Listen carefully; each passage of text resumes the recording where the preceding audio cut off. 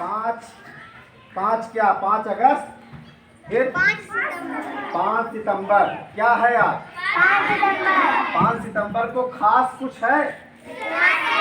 हाँ, very good. क्या है? क्यों मनाया जाता है? अब सवाल थोड़ा कठिन हो गया।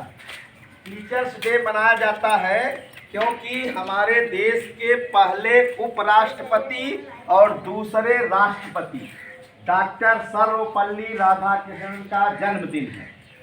ठीक है, हमारे देश के दूसरे राष्ट्रपति डॉक्टर सर्वपल्ली राधाकृष्णन का जन्मदिन है।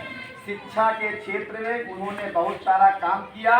एक दिन उनका जन्म हुआ 5 सितंबर सन 1888 को, लेकिन एक दिन उनके दोस्तों ने कहा सन 1962 में, 5 सितंबर सन 1962 को कुछ दोस्त उनके घर गए। बोले सर, मैं आपका हैप्पी बर्थडे मनाना चाहता हूँ, केक काटना चाहता हूँ। उन्होंने मना कर दिया, नहीं, मेरा जन्मदिन मत मनाइए। अगर आपको मनाना ही हो तो 5 सितंबर को पूरे भारत में शिक्षक दिवस मनाइए, टीचर्स डे मनाइए।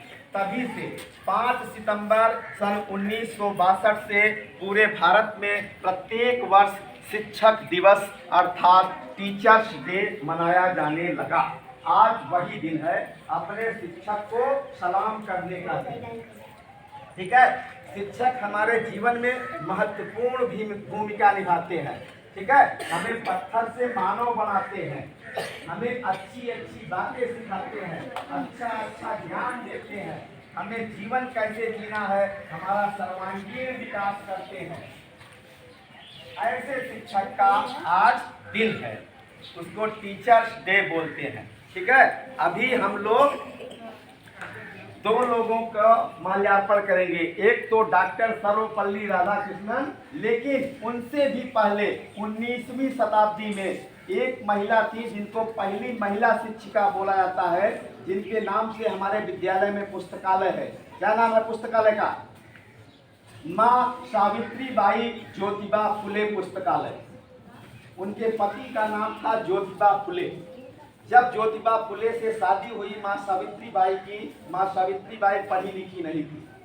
ज्योतिबा फुले जी ने अपनी पत्नी को पढ़ाया, फिर उनकी पत्नी माँ सावित्रीबाई जी ने लड़कियों के लिए पहला विद्यालय खोला। किसके लिए? लड़कियों के लिए, पूरे भारत में। और पढ़ाने लगी, 4 लड़कियों को लेकर पढ़ाने लगी, लेकिन उनके ऊपर लोग पत्थर मारते थे। क्यों? क्योंकि उस समय भारत में बहुत सारी कुरीतियां व्याप्त थी, जैसे विधवा विवाह, बाल विवाह। विधवा विवाह उस समय होते नहीं, बाल विवाह, बचपन में ही विवाह हो जाते थे। सती प्रथा, पति मर जाए तो पत्नी को अग्निकुंड में जलना पड़ता था। आपको पता है? ये सारी कुरीतियों के बावजूद महिलाएं घर से बाहर नहीं निकल सकती थी, लड़कियां घर से बाहर नहीं निकल सकती थी। ऐसे समय में माँ सावित्रीबाई फुले ने शिक्षा का बीड़ा उठाया और धीरे धीरे 18 विद्यालय की स्थापना की। कितने विद्यालय? 18 विद्यालय, जो लड़की और लड़कों दोनों के लिए थे। तो वो हमारे देश की पहली महिला शिक्षिका है, उनको भी हम लोग आज याद करेंगे। ठीक है, तो माँ सावित्रीबाई फुले को नमन करते हुए उनके लिए एक बार जोरदार ताली।